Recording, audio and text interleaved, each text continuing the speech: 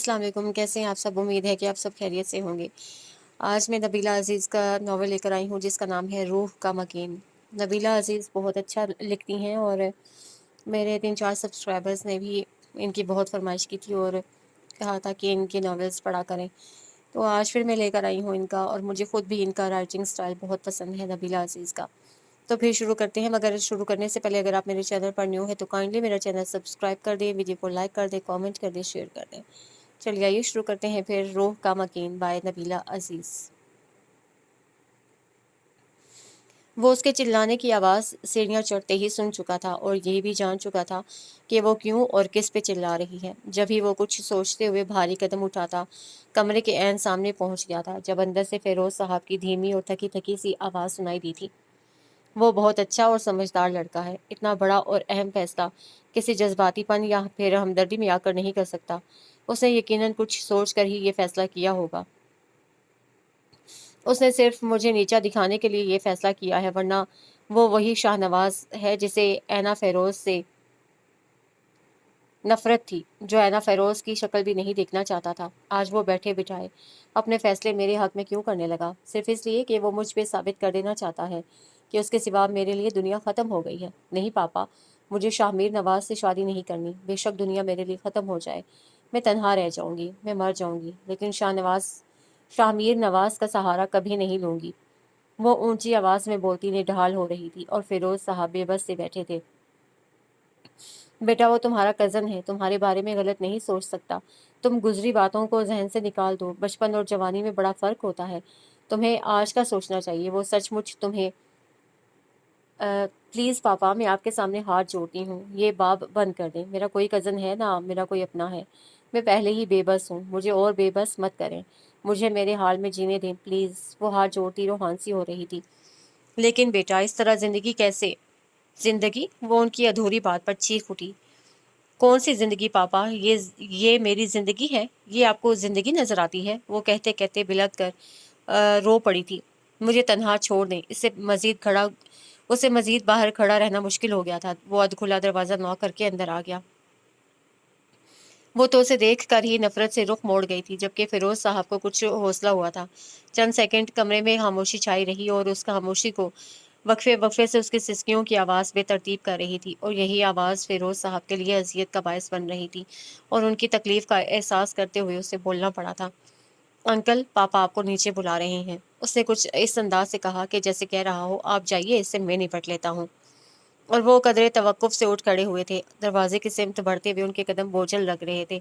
उसे पल भर के लिए पास से गुजरते फ़िरोज़ साहब का हाथ पकड़कर अपने मजबूत हाथ का मबहम सा हौसला दिया था, और वो जाते जाते रिलैक्स हो गए थे।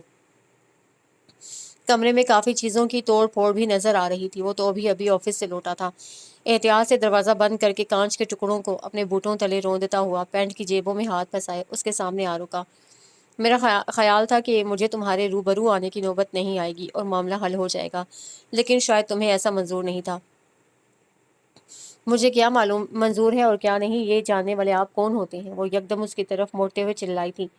मैं कौन होता हूँ बहुत जल्द तुम्हें बता दूंगा, लेकिन इस वक्त मैं तुम्हें सिर्फ ये बावर कराने आया हूँ कि इस तरह चीख चिल्ला कर सबको प्रेशराइज करके तुम्हें कुछ नहीं मिलेगा। होगा वही जो मैं चाहूँगा। होगा वही जो मैं चाहूँगा, और मैं तुमसे शादी करना चाहता हूँ। वो बिलबिला उठी थी। हरगिज़ नहीं। मैं जानती हूँ तुम इस शादी पे किस लिए जोर दे रहे हो, ताकि बाद में तुम अपनी अजमत के झंडे गाड़ सको, तुम्हें मजीद सराहा जाए, लेकिन मैं ऐसा नहीं होने दूंगी।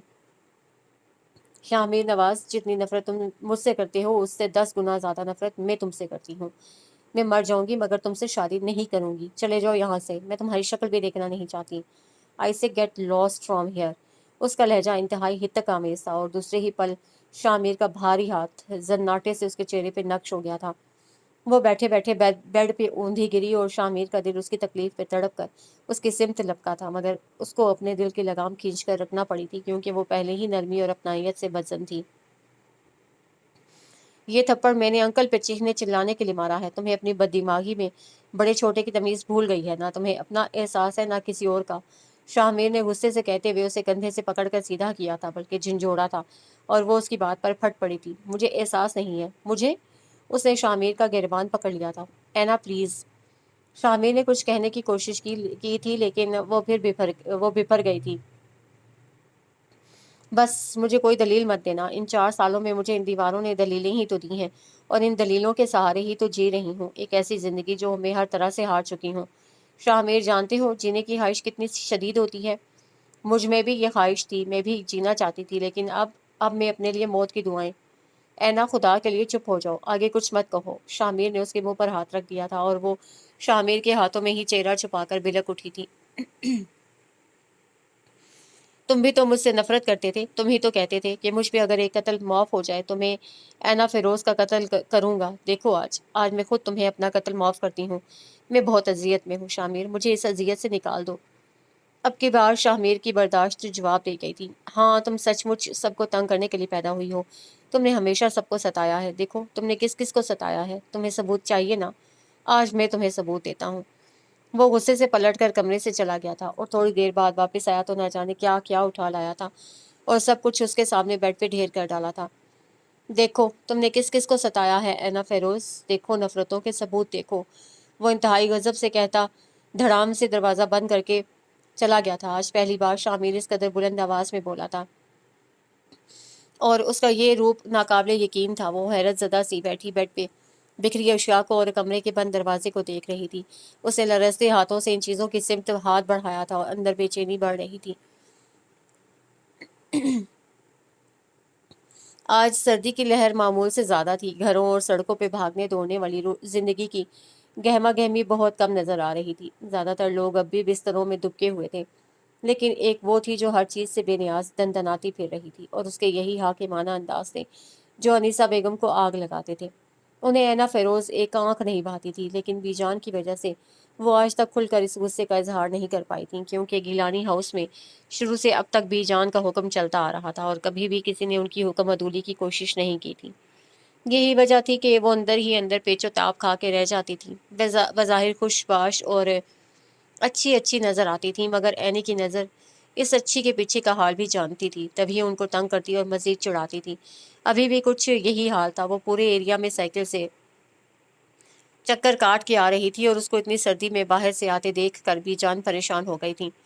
अल्लाह खैर करे, क्यों अपने साथ साथ मेरी जान की भी दुश्मन हो रही हो तुम? सर्दी देखी है आज? अरे हाथ देखो इसके कितने ठंडे हो रहे हैं। समीर पुत्र, ज़रा हीटर तो ऑन कर दो, देखो बर्फ़ हो चुकी है ये। बीजान उसके हाथ पकड़ पकड़ कर देख रही थी, जो ठंडक से सुर्ख पड़ चुके थे। बीजान, ये बर्फ़ नहीं हो चुकी, बर्फ़ का ब्लॉक हो चुकी है। किसी गोला गंडा बनाने वाले को दे आते हैं, समीर बेजारी से कहता उठकर हीटर ऑन करने लगा था। नवेरा पुत्र, अंडे उबाल चुकी हो तो इसके लिए भी दे जाओ, कहीं ठंड से नमूनिया ही ना हो जाए, उन्होंने ऊंची आवाज़ से कहा, और अनीसा बेगम का कलेजा जल गया था उसे इतने लाड प्यार देख कर। इतनी आसानी से नमूनिया नहीं होगा, बड़ी मजबूत हड्डी है कमबख्त की। वो मुंह ही मुंह में बुड़बुड़ा रही थी। दादो पराठा भी उससे मासूमियत के रिकॉर्ड तोड़े थे। सारा पुत्र, नवेरा से कह दे पराठा भी दे जाए, फिर इसे स्कूल भी जाना है। उन्होंने बारी बारी सबको हुक्म जारी किए थे। क्या नवेरा नौकर लगी है इस मनहूस की? अनीसा बेगम बस दिल मिलाए जा रही थी। इसे क्या हुआ है? शामिर एक हाथ में अपने शूज़ उठाए और एक हाथ में अपनी टाई और फाइल पकड़े वहीं आ गया था, और ऐना को सोफे पे कंबल में बैठकर नाश्ता करते देख कर हैरत हुई थी। सर्दी लग रही थी इसे, इसलिए यही नाश्ता मंगवा लिया था। बीजान ने फौरन वजह बयान की थी। स्कूल के लिए तैयार हो चुकी हो? शामिर झुककर शूज़ पहनते हुए उसे इस्तफसार कर रहा था। नहीं, बेहद मध्यम आवाज़ सुनाई दी थी। तो देख क्या रही हो? उठो, जल्दी से ख़त्म करो ये सब। वो तस्मे बंद करते हुए सख्ती से बोला था, और वो जल्दी जल्दी नाश्ता ख़त्म करने लगी थी। जब तक वो तैयार होकर आई, शामिर भी नाश्ता ख़त्म कर चुका था। जाओ, आप खड़ी क्यों हो? उसने उसे खड़े देख कर पूछा था। वो, आज मेरी वैन नहीं आएगी, आप मुझे ड्रॉप करेंगे क्या? लेकिन मुझे तो किसी को पिक करना है। शामिर उसे अपने गले पड़ते देख कर ठिठक गया था। लेकिन मुझे तो स्कूल जाना है, वो उसी के से अंदाज में जोर देकर बोली थी, क्योंकि थोड़ी देर पहले वही तो स्कूल जाने पे जोर दे रहा था और रोब जमा रहा था। तुम समीर के साथ चली जाओ। आई एम सॉरी, मेरा आज प्रैक्टिकल है, मैं लेट जाऊंगा। समीर ने हाथ झाड़े, सो मजबूरन उसे चलने का इशारा करके बाहर आ गया था। मेरी एक क्लास फेलो है, उनकी गाड़ी खराब है, इसलिए मुझे उनको पिक करना है। तुम पिछली सीट पे चले जाओ। शामिर ने घर से कुछ दूर आकर गाड़ी रोकी और उसे पीछे भेज दिया था, और इधर एक बड़े से बंगले के सामने आकर हॉर्न दिया था। کچھ ہی دیر میں جدید تراش خراش کے لباس میں ملبوس انتہائی ماڈرن قسم کی لڑکی گیٹ سے نمودار ہوئی تھی۔ ہائے شامیر، آج لیٹ کیوں ہو گئے؟ وہ گاڑی میں بیٹھتے ہوئے کافی بے تکلفی سے بولی تھی، اور اس کے لفظ آج پہ اینا کے کان کھڑے ہو گئے تھے، اور اسے یہ سمجھنے میں ذرا دیر نہ لگی کہ وہ اسے روزانہ پک کرتا ہے۔ پھر وہ دونوں آپس میں باتیں کرتے رہے، اور اینا چپ چاپ نہ جانے کیا کیا سوچتی رہی۔ آج اس کے سامنے شامیر کی شرافت کا پہلو آیا تھا، اس لیے تو اسے تو کچھ سوچنا ہی تھا، اور اس کی سوچیں اس کے چہرے پہ صاف نظر آ رہی تھیں، جن کو شامیر نے بیک ویو مرر سے ہی جانچ لیا تھا، اور خطرے کی گھنٹی بھی سنائی دینے لگی تھی۔ آج گھر میں چہل پہل معمول سے زیادہ تھی، کیونکہ آج رانیہ آپی اپنے بچوں کی ہمراہ تشریف لائے ہوئے تھیں، اور ان کے آتے ہی رونقیں کچن سے لے کر گیٹ تک بچھ جاتی تھیں۔ ان رونقوں میں اینا پیش ہوتی تھی۔ اس وقت بھی ہرا بھرا لان اس کے لیے کرکٹ اسٹیڈیم بنا ہوا تھا۔ حمزہ، میرے بعد تمہارا اوور شروع ہوگا، دعا کرو آخری بال پہ یہ آؤٹ ہو جائے۔ اسے وکٹ پہ کھڑی سونی کو دیکھا، اور خود باؤلنگ کروانے کے لیے تھوڑی دور چلی گئی تھی۔ ادھر آؤ۔ ایک پاؤں آگے ایک پاؤں پیچھے ہی تھا جب عقب سے شاہمیر کی آواز آئی تھی۔ اس کا گیند والا ہاتھ فضا میں ہی رہ گیا تھا، اور اس نے گردن موڑ کر شاہمیر کو دیکھا تھا۔ وہ ابھی ابھی گاڑی سے اترا تھا، البتہ اس نے اپنا انداز بدلنے کی زحمت نہیں کی تھی، یوں جیسے اسٹیچو بن گئی ہو۔ میں کہہ رہا ہوں ادھر آؤ۔ اب کی بار آواز اور لہجہ سخت تھے۔ وہ دانت کچکچاتی ہوئی گیند حمزہ کی سمت اچھال کر اس کے قریب آ گئی۔ تم نے میری کلاس فیلو کے بارے میں کسی کو کچھ بتایا تو نہیں؟ شامیر کے لہجے میں صبح والا خدشہ بول رہا تھا۔ اینا اور مشکوک ہو گئی۔ وہ گاڑی والی، وہ جب بھی معصومیت پہ آتی تو حد کر دیتی تھی۔ دیکھو اینا، اس کے بارے میں بی جان، نویرا، سارا یا پھر سمیر کو بتانے کی کوئی ضرورت نہیں ہے۔ اس کی گاڑی خراب ہے، اس لیے آج کل میں اسے ڈراپ کر رہا ہوں۔ وہ بہت اچھی لڑکی ہے، کوئی غلط بات مت سوچنا۔ شامیر نے نہ جانے کیوں وضاحت پیش کی تھی۔ صبح تو آپ صرف آج کہہ رہے تھے کہ اس کی گاڑی خراب ہے، اور اب آج کل اتنے بڑے گھر کی بیٹی ہے وہ، کیا اسے دوسری گاڑی چھوڑنے نہیں جا سکتی؟ یا پھر اس کے گھر میں صرف ایک ہی گاڑی ہے؟ وہ بھی بال کی کھال اتارنا خوب جانتی تھی۔ شامیر غصہ دبا گیا تھا، کیونکہ آج وہ خود پھنسا ہوا تھا اور وہ شیر ہو رہی تھی۔ دیکھو ہے نا، تم نے کسی بات کو مرچ مسالہ لگا کر کسی کو بتانے کی کوشش کی تو مجھ سے برا کوئی نہیں ہوگا۔ میں نہیں چاہتا کہ میں سب کی نظروں میں مشکوک ہو جاؤں، یا پھر اس لڑکی کے کردار پہ کوئی حرف آئے اور مجھے ہاں وہاں صفائیاں دینا پڑے۔ اس لیے تمہیں وارن کر رہا ہوں کہ اپنی زبان قابو میں رکھنا، سمجھی تم؟ اس نے سختی سے کہا تھا۔ وہ کندھے اچکا کر پلٹ گئی۔ اینا، کیا بات تھی؟ ماموں نے تمہیں کیوں بلایا تھا؟ حمزہ قریب آ گیا، اس کی طبیعت میں تجسس حد سے زیادہ بھرا ہوا تھا۔ تمہارے ماموں کا کسی کے ساتھ زبردست قسم کا افیئر چل رہا ہے، اور وہ اسے چھپا رہے ہیں۔ وہ بھی اینا فیروز تھی، الٹی کھوپڑی والی۔ ماموں کا افیئر؟ حمزہ نے آنکھیں پھیلائیں۔ ہاں، اور اب کسی کو بتانا مت۔ چلو اندر چلتے ہیں اور لوڈو کھیلتے ہیں، اب باہر اندھیرا ہو چکا ہے۔ وہ بھوس میں چنگاری پھینک کر سکون سے ان کے ساتھ اندر آ گئی تھی، جہاں رانیہ آپی براجمان تھی۔ دوسرے روز صبح ہی صبح وہ غصے سے کھولتا ہوا اس کے کمرے میں جا پہنچا تھا۔ میں نے تم سے کہا تھا کہ کسی سے کچھ کہنے کی ضرورت نہیں، یہ سب کیا بکواس کی۔ وہ اسے کھا جانے کے در پہ تھا، اور وہ جو اسکول جانے کے لیے تیار ہو رہی تھی، اپنی پنک کلر کی ٹائی کو پن لگاتے ہوئے اس کی سمت پلٹی تھی۔ کیا ہوا ہے؟ شامیر کا دل چاہا اسے گھونسا جاڑ دے۔ تم نے حمزہ اور سونی سے میرے بارے میں کیا کہا اور کیوں کہا، جبکہ میں منع کر کے گیا تھا؟ اور کیا ایسی واہیات باتیں بچوں سے کی جاتی ہیں؟ وہ تل ملاتے ہوئے پوچھ رہا تھا۔ آپ نے صرف یہ کہا تھا کہ بی جان، نویرا، سارا اور سمیر کو یہ بات بتانے کی کوئی ضرورت نہیں ہے۔ حمزہ اور سونی کا تو آپ نے نام بھی نہیں لیا تھا، اور اگر وہ بچے ہیں تو کیا میں بچی نہیں ہوں؟ آپ مجھ سے اس لڑکی کی بات کیوں کر رہے تھے؟ محترمہ اینا سے باتوں میں جیت جانا بہت مشکل کام تھا۔ تم بچی ہو؟ چلتی پھرتی آفت ہو تم۔ وہ انتہائی غصے میں تھا۔ میں بی جان کو بتاتی ہوں، آپ مجھے آفت کہہ رہے ہیں؟ ایک تو آپ لڑکیوں سے افیئر چلاتے ہیں، اور پھر اسے چھپانے کا کہتے ہیں۔ بی جان، شامیر بھائی مجھے، وہ بلند آواز سے کہتی دروازے کی طرف لپکی تھی کہ شامیر نے اسے بازو سے پکڑ کر اپنی سمت کھینچ لیا۔ خدا کے لیے اینا، کسی کی عزت بے عزتی کا خیال کر لیا کرو، پلیز اپنی زبان بند رکھو۔ وہ بی جان کی وجہ سے بے بس ہو گیا۔ آپ میرا بازو چھوڑیں، وہ تیکھے لہجے میں بولی تھی، اور شامیر اس کا بازو چھوڑ کر تل ملاتے ہوئے بالآخر کمرے سے ہی نکل گیا تھا، اور وہ دل کھول کر ہنسی تھی۔ حمزہ اور سونی نے رات سونے سے پہلے اپنے ماموں کے کارنامے کی اطلاع اپنی ماں کو دی تھی، اور صبح صبح جاگنگ سے واپسی پہ ہی رانیہ آپی نے شامیر کی تفتیش شروع کر ڈالی تھی، جس میں اسے کئی بار وضاحت دینا پڑی تھی کہ وہ لڑکی محض ایک کلاس فیلو ہے اور اس کی گروپ ممبر ہے، اس لیے چند روز کی پک اینڈ ڈراپ کا مسئلہ تھا۔ جس کے لیے شامیر نے اسے آفر کی تھی، کیونکہ وہ بھی اسی ایریا کی رہائشی تھی اور روڈ بھی ایک ہی تھا، لیکن اتنی وضاحتوں کے بعد بھی رانیہ آپی کا شک دور نہیں ہوا تھا۔ انہوں نے اینا کو خاموشی سے شامیر پر نظر رکھنے کو کہا تھا، جس کا اس نے بخوشی وعدہ کر لیا۔ دادوں میں پاس ہو گئی، میرا رزلٹ آ گیا، وہ دور سے ہی شور مچاتی ہوئی آ رہی تھی۔ لہجہ خوشی سے کھنک رہا تھا۔ بی جان، نواز گیلانی اور شامیر بیک وقت چونک گئے تھے۔ انہیں ہرگز امید نہیں تھی، لیکن یہ سچ تھا کہ وہ 6 نمبر سے پاس ہوئی تھی۔ جیتی رہو، اللہ کامیابی نصیب کرے۔ بی جان نے اسے اپنی آغوش میں سمیٹ کر دعائیں دیں اور ماتھے پہ پیار کیا تھا۔ تایا انکل، میرے مارکس آپ سب کی توقع سے زیادہ آئے ہیں، اس نے خوشی سے چہکتے ہوئے بتایا تھا، جس پہ نواز گیلانی نے اسے مبارکباد دی، سر تھپکا اور ساتھ ساتھ انعام بھی دیا تھا۔ اس سے پہلے کہ اینا ان سے انعام وصول کر کے پیچھے ہٹتی، شامیر وہاں سے اٹھ کر چلا گیا تھا، حالانکہ وہ اسے متوجہ کر کے اپنی کامیابی کا بتانے ہی والی تھی۔ اسے جاتے ہوئے دیکھ کر ذرا کی ذرا ٹھہری تھی اور پھر دوبارہ سے سب کی طرف متوجہ ہو گئی تھی۔ تھوڑی دیر بعد نویرا، سارا اور سمیر نے بھی اسے مبارکباد سے نوازا تھا، بلکہ سمیر تو باقاعدہ اسے آئس کریم کھلانے لے گیا تھا۔ اب میں کالج جاؤں گی نا دادو، آج کل اسے پاس ہونے سے بھی زیادہ کالج جانے کی خوش کر رہی تھی۔ ہاں کیوں نہیں میری بیٹی بہت زیادہ پڑھے لکھے گی، بی جان نے اس کے بال سنوارتے ہوئے پیار سے کہا تھا۔ بڑا نام روشن کرے گی، انیسا بیگم دل ہی دل میں بڑبڑائی۔ میں سارا آپی کے ساتھ کالج میں ایڈمیشن لوں گی۔ کیوں؟ سارا کے کان کھڑے ہو گئے تھے۔ آپ کا کالج بہت خوبصورت ہے اور گھر سے زیادہ دور بھی نہیں ہے، ابھی تو آپ نے 2 سال اور پڑھنا ہے اس کالج میں، اس لیے مجھے بھی آسانی رہے گی آپ کے ساتھ۔ اینا پہلے سے سوچی بیٹھی تھی، لیکن سارا کو یہ منظور نہیں تھا۔ ہو سکتا ہے میں اس سال کالج چھوڑ دوں، میرا ارادہ ہے کہ میں 1 سال کے لیے اسٹڈی ڈراپ کر کے کچھ ریسٹ کروں، اس دوران میں مختلف کورسز کر لوں گی۔ سارا اینا کو اپنے کالج میں افورڈ کرنے کا حوصلہ نہیں رکھتی تھی، اسی لیے بہانے سے ٹال دیا تھا، سو مجبوراً اسے اپنے ایڈمیشن اور کالج کا مسئلہ نواز گیلانی کے سامنے رکھنا پڑا تھا، اور چند دن میں ہی اس کا ایڈمیشن ہو بھی گیا تھا۔ اینا ادھر آؤ بیٹا، تمہارے پاپا کا فون ہے، بات کر لو۔ نواز گیلانی کی اطلاع پہ فریش موڈ میں سیڑھیاں اترتی اینا کے قدم سست پڑ گئے تھے، اور یہی سستی اس کے چہرے پہ چھا گئی تھی، وہ ایک پل میں ہی بجھ سی گئی تھی۔ ہیلو، دوسری طرف سے فیروز گیلانی کی بےتاب سی آواز ابھری تھی۔ السلام علیکم، اس نے سپاٹ سے لہجے میں سلام کیا تھا۔ وعلیکم السلام، کیسی ہو میری جان، میری بچی؟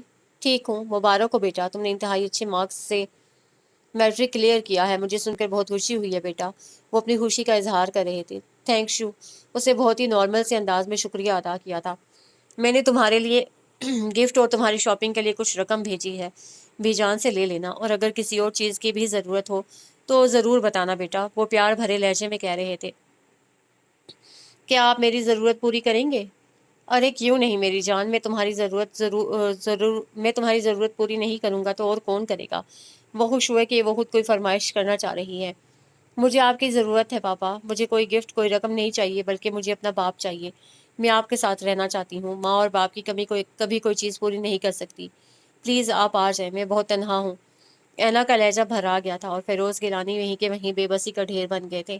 ان کے پاؤں کی زنجیر نے ان کی قوت گویائی سلب کر ڈالی تھی، اور اینا چپ چاپ ریسیور کریڈل پر ڈال کر واپس اپنے کمرے میں چلی گئی تھی۔ اور یہ ہمیشہ ہی ہوتا تھا کہ وہ اپنے باپ سے فون پہ بات کرتے ہوئے کتراتی تھی، کیونکہ ہر بار ایسی کوئی بات نکل ہی جاتی تھی کہ فون خاموشی سے بند کرنا پڑ جاتا تھا، اور پھر اینا کا پورا دن چپ چاپ اپنے کمرے میں گزر جاتا تھا۔ تب باپ کے ساتھ ساتھ ماں کی کمی مزید بڑھ جاتی تھی، اور وہ سب سے چھپ کر خوب دل کھول کر روتی، اور جب باہر آتی تو پھر سے فریش ہو چکی ہوتی تھی۔ نواز گیلانی اور فیروز گیلانی صرف 2 ہی بھائی تھے، وہ دونوں کافی کم عمر تھے جب باپ دل کا مریض ہو گیا، اور گھر کے حالات بد سے بدتر ہوتے چلے گئے تھے۔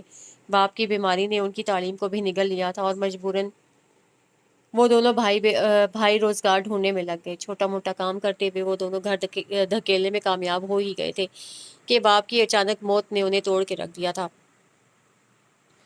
وہ اپنی ماں کے ساتھ رہ گئے تھے، اور ماں کی کفایت شعاری دیکھتے ہوئے نواز گیلانی نے فیروز گیلانی کو تعلیم حاصل کرنے کا مشورہ دیا اور ذمہ داری خود اٹھا لی تھی۔ اس طرح وہ گھر بھی اٹھا رہے تھے اور بھائی کی تعلیم کا بوجھ بھی۔ حالات کافی بہتر تھے، جن کے بلبوتے پہ بی جان نے بڑے بیٹے کی شادی کر دی، اور 3 سالوں میں 3 بچوں رانیہ، شامیر اور نویرا کی پیدائش نے نواز گیلانی کو بوکھلا کے رکھ دیا تھا۔ انہیں ایک کندھے کی ضرورت تھی جو ان کا بوجھ بٹا لیتا، اور یہ کندھا فیروز گیلانی کے سوا اور کس کا ہو سکتا تھا بھلا؟ اور اپنی تعلیم سے فارغ ہوتے ہی فیروز گیلانی نے انگلینڈ جانے کا فیصلہ کیا تھا، کیونکہ اپنے ملک میں وہ سالوں دھکے کھاتے رہتے پھر بھی اچھی جاب ملنا ناممکن تھا، اور نہ ہی ان کے حالات بدل سکتے تھے۔ پیسہ کمانے کی غرض نے انہیں اپنوں سے دور کر ڈالا تھا۔ وہ اپنا گھر بیچ کر اپنے جانے کا انتظام کر پائے تھے، اور نواز گیلانی حالات بدل جانے کی امید لے کر کرائے کے مکان میں آ بسے تھے۔ اور فیروز گیلانی جو پیچھے اپنا سب کچھ بیچ آئے تھے، انگلینڈ پہنچ کر کام ڈھونڈنے میں لگ گئے، لیکن ایک ویٹر، ایک کوک، ایک ڈش واشر سے بڑھ کر انہیں کوئی جاب نہیں مل رہی تھی، کیونکہ وہ اللیگل تھے۔ انہیں یہ کام چوری چھپے کرنا تھا اور وقت گزارنا تھا، لیکن فیروز گیلانی اپنے پیچھے کے حالات سے بخوبی باخبر تھے، اور حالات بدلنے کے لیے وہ کچھ بھی کر سکتے تھے، اور انہوں نے وہ کچھ بھی کر بھی ڈالا تھا۔ شادی کے بعد وہ قدرے آزاد ہو چکے تھے، اچھی جگہ جاب مل گئی تھی، اور انگلینڈ کی نیشنلٹی بھی ہاتھ آ گئی تھی۔ اب وہ وقت پڑنے پہ واپس پاکستان بھی جا سکتے تھے، لیکن وہ پاکستان نہیں گئے، بلکہ دن رات محنت کرتے رہے تھے، جس کا نتیجہ یہ نکلا کہ نواز گیلانی کا بزنس جم چکا تھا، وہ گھر اور گاڑی کے مالک بن چکے تھے، ان کے بچے اچھے اسکولوں میں پڑھ رہے تھے، سب کچھ سیٹ ہو چکا تھا، بس فیروز گیلانی کی کمی تھی، اور بی جان دن رات اصرار کرتی تھیں کہ واپس آ جاؤ۔ فیروز گیلانی اپنی بیوی اور اپنی زندگی سے بہت خوش تھے۔ ایلس بہت اچھی لڑکی تھی، فیروز گیلانی کو بہت چاہتی تھی، لیکن مسئلہ یہ تھا کہ وہ اسے پاکستان نہیں جانے دیتی تھی۔ اسے فیروز گیلانی کی بے وفائی کا خدشہ تھا، لیکن وہ تمام عمر قید ہو کر بھی تو نہیں رہ سکتے تھے، لہٰذا انہوں نے ایلس کو بھی اپنے ساتھ چلنے کو کہا، مگر وہ نہیں مانی تھی، اور مجبوراً فیروز گیلانی کو ہزاروں وعدے اور قسمیں دینے کے بعد پاکستان جانے کی اجازت ملی تھی۔ اور یوں وہ ایلس کو اپنی محبت کا، اپنی واپسی کا یقین دلا کر پاکستان آ گئے تھے۔ پاکستان آ کر انہیں سچ مچ بہت خوشی ہوئی تھی، ان کے گھر کے حالات ہی نہیں بلکہ سب کچھ بدل چکا تھا۔ نواز گیلانی کے بچے بڑے ہو چکے تھے، بی جان خوشی خوشی زندگی گزار رہی تھی، لیکن وہ اپنی اس خوشی میں مزید اضافہ چاہتی تھیں، وہ بھی فیروز گیلانی کی شادی کی صورت، اور فیروز گیلانی بی جان کی خواہش سن کر بدک گئے تھے۔ بی جان، میں شادی کر چکا ہوں، آپ جانتی تو ہیں کہ ایلس میری بیوی ہے۔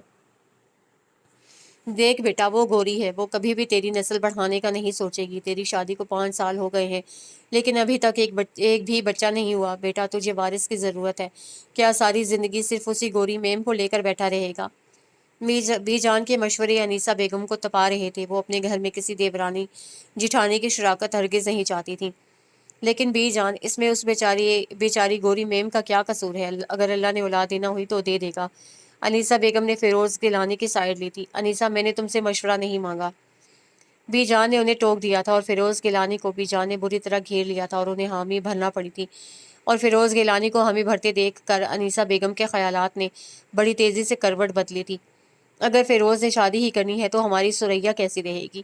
انیسہ بیگم کی بات پہ نواز گیلانی اور بی جان یکدم چونک گئے تھے۔ وہ اپنی بہن کا رشتہ سامنے رکھ رہی تھی، لیکن سریا کا رشتہ انہیں قطعی قبول نہیں تھا، کیونکہ وہ مزاج کے لحاظ سے انیسہ بیگم سے بھی 4 ہاتھ آگے تھیں۔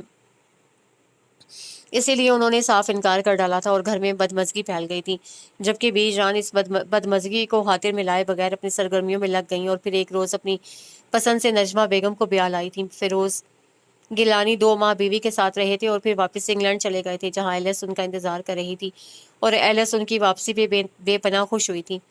لیکن اینا کی پیدائش پہ جب وہ پاکستان آئے تو نجمہ بیگم بہت بیمار تھیں۔ ڈیلیوری کے دوران ہونے والی پیچیدگیوں نے انہیں کمزور اور نڈھال کر ڈالا تھا، اور شاید اندر کہیں شوہر کی جدائی اور سوتن کا غم بھی انہیں کھائے جا رہا تھا۔ شادی سے پہلے انہوں نے سوچا تھا کہ وہ ایڈجسٹ کر جائیں گی، لیکن شادی کے بعد وہ اپنے شوہر کا اتنی دور جا کر دوسری بیوی کے ساتھ رہنا سہ نہیں پائی تھی، جبکہ فیروز گیلانی نجمہ بیگم کو ہر طرح سے اپنے ہونے کا مان بخشتے رہے تھے، اور ان کی تکلیف کے پیش نظر وہ انگلینڈ جانے سے 1 ہفتہ لیٹ ہو گئے تھے کہ ایلس ان کو کھوجتی ہوئی پاکستان آ گئی تھی، اور یہاں آ کر ایلس میں انکشاف ہوا کہ فیروز شادی کر چکا ہے اور اس کی بیٹی بھی ہے۔ فیروز گیلانی اسے روکتے رہ گئے، سمجھاتے رہ گئے، لیکن وہ واپس چلے گئی، اور جاتے ہی ان پہ کیس دائر کر دیا تھا۔ مجبوراً نجمہ بیگم کو ان کے حال پر چھوڑ کر ننھی سی گڑیا کو جی بھر کے دیکھے بنا وہ واپس چلے گئے تھے، کیونکہ حالات سنگین ہو چکے تھے۔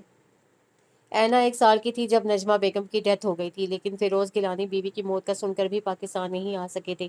ایلس کی اس بے اعتباری اور فیروز گیلانی کی مجبوری کے کھیل میں اینا جوان ہو گئی تھی۔ آج سے 2 سال پہلے فیروز گیلانی ایلس کے ساتھ صرف 5 روز کے ایگریمنٹ پہ ملنے کے لیے آئے تھے، اور اینا باپ کی شفقت کی تشنگی دل میں لیے چپ چاپ دیکھتی رہ گئی تھی، اور اس کے اندر کی یہی محرومیوں نے اسے باغی بنا دیا تھا۔ وہ خود سر اور ہر دھرم ہو چکی تھی، وہ سب کو زج کر دینا چاہتی تھی اور وہ ایسا کرتی بھی تھی۔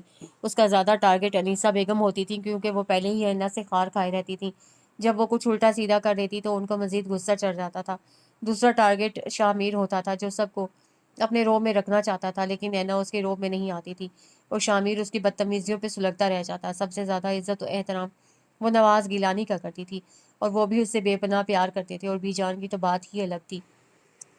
اس کا کالج میں پہلا دن بہت اچھا گزرا تھا کیونکہ اسے اپنے اسکول کی ایک کلاس فیلو مل گئی تھی۔ دونوں ایک کلاس اور ایک ہی مزاج کی تھیں۔ پورا دن انجوائے کرتے ہوئے اور دوست بناتے ہوئے گزر گیا تھا۔ 5 لڑکیوں کا یہ گروپ بہت سے وعدوں کے ساتھ دوستی نبھانے کا عہد کرتے ہوئے اپنے اپنے گھروں کو لوٹ گیا تھا، اور پھر دوستی کا یہ سلسلہ چل نکلا تھا۔ یار ایک بات بتاؤ، یہ محبت ہوتی کیسے ہے؟ اینا نے چپس کے پیکٹ سے چپس نکالتے ہوئے پوچھا تھا۔ یار سمپل سی بات ہے، جب ایک فل ہائٹ کا مالک آپ کے سامنے ہو، اپنی بھوری آنکھوں سے آپ کو دیکھ رہا ہو، اپنے انابی ہونٹوں سے اپنے پیار کا اظہار کر رہا ہو، اپنے مضبوط ہاتھوں سے آپ کے کندھے تھام کے یقین دلا رہا ہو، تو سچ پوچھو یار محبت ہو ہی جاتی ہے۔ کاشی نے آنکھ دباتے ہوئے محبت کا کافی رومانٹک سا نقشہ کھینچا تھا۔ اینا کو حیرت ہوئی تھی۔ ہائے، محبت کے لیے فل ہائٹ، بھوری آنکھیں، انابی ہونٹ اور مضبوط ہونا کیا بہت ضروری ہے؟ اینا کا لہجہ فکر مند تھا۔ ہاں یار، محبت کرو تو کسی شاندار پرسنالٹی سے، اور اگر کوئی اتنا خوبصورت نہ ہو تو پھر محبت ہی نہ کرو میری جان۔ کاشی نے حل بتایا تھا۔ تو پھر میں اتنا ہینڈسم لڑکا کہاں سے ڈھونڈوں گی جسے میں محبت کر سکوں؟ اینا کو فکر ستانے لگی تھی۔ کیا تمہارے آس پاس ایسا کوئی بھی نہیں ہے خوبصورت ہینڈسم؟ کاشی نے حیرانی سے کہا۔ خوبصورت اور ہینڈسم؟ اینا نے اپنے ذہن پہ زور دے کر اپنے جاننے والوں میں سے ہینڈسم لڑکا ڈھونڈنا چاہا تھا۔ نہیں یار، مجھے تو ایسا کوئی نظر نہیں آ رہا۔ کیا تمہارے کزنس میں بھی کوئی نہیں ہے؟ کزنس؟ اب کی بار اینا نے کزنس کو سوچا تو شامیر بھائی اور سمیر کے علاوہ کوئی نظر نہیں آیا تھا۔ ہاں میرے 2 کزن ہیں یار، اس نے خوشی خوشی بتایا، جیسے وہ چیز مل گئی ہو جس کی اسے تلاش تھی۔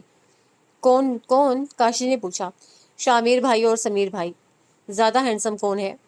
شامیر بھائی، اینا نے اعتراف کیا تھا، ورنہ کوئی اور وقت ہوتا تو وہ شامیر کی پرسنالٹی کا اعتراف کرنے میں ایک سے صاف مکر جاتی۔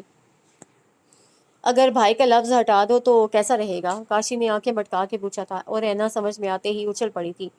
ارے مجھے مروانا ہے کیا؟ وہ میری گردن مروڑ دیں گے اگر میں نے ان کے بارے میں ایسا سوچا بھی تو۔ اینا چپس کا پیکٹ مٹھیوں میں دبوچتے ہوئے چلائی تھی۔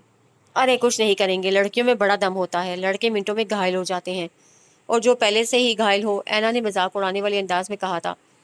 ان کا کسی لڑکی کے ساتھ افیئر چل رہا ہے روز ان کا کسی لڑکی کے ساتھ افیئر چل رہا ہے، روز اس لڑکی کو پک اینڈ ڈراپ کرتے ہیں۔ اینا نے اطلاع پہنچائی تھی۔ تو یار اس لڑکی کو راستے سے ہٹا دو۔ کیسے یار؟ اینا اب اس کی باتوں سے الجھنے اور بیزار ہونے لگی تھی۔ رانیہ آپی، آج میں نے اس لڑکی کو شامیر کے ساتھ ایک ہوٹل میں دیکھا تھا۔ شامیر بھائی اسے گفٹ دے رہے تھے اور وہ مسکرا رہی تھی۔ رانیہ آپی کا دل دھک سے رہ گیا۔ اب کیا کریں؟ شامیر کو کیسے منع کریں کہ وہ اسے میل جول نہ رکھے؟ رانیہ آپی کا لہجہ پرسوچ اور فکر مند تھا۔ شامیر بھائی کو نہیں، آپ اس لڑکی کو منع کریں جو ان کے پیچھے پڑی ہوئی ہے۔ اینا نے راستہ دکھایا۔ اس لڑکی کو منع؟ مگر کیسے؟ ارے آپی، سمپل سی بات ہے، اس کے گھر میں جائیں اور اسے کھری کھری سنا کر واپس آ جائیں۔ اینا کے خیال میں یہ سب کرنا بہت آسان تھا۔ نہیں اینا، ایسا کیسے ہو سکتا ہے بھلا؟ شامیر کو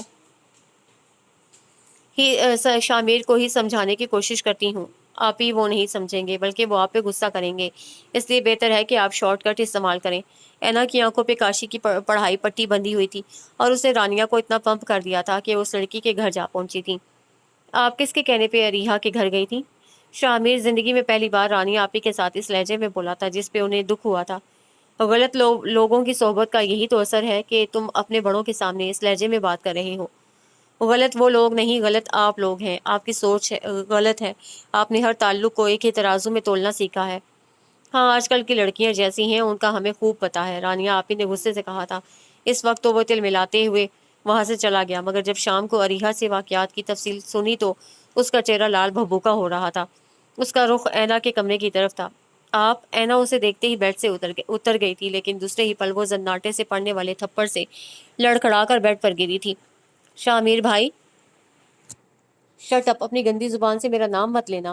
میں سمجھتا تھا تم صرف زبان کی بری ہو، دل کی بری نہیں ہو، مگر آج مجھے پتہ چلا ہے کہ تم زبان کی بری بھی ہو، دل کی بری بھی ہو اور دماغ کی بری بھی ہو۔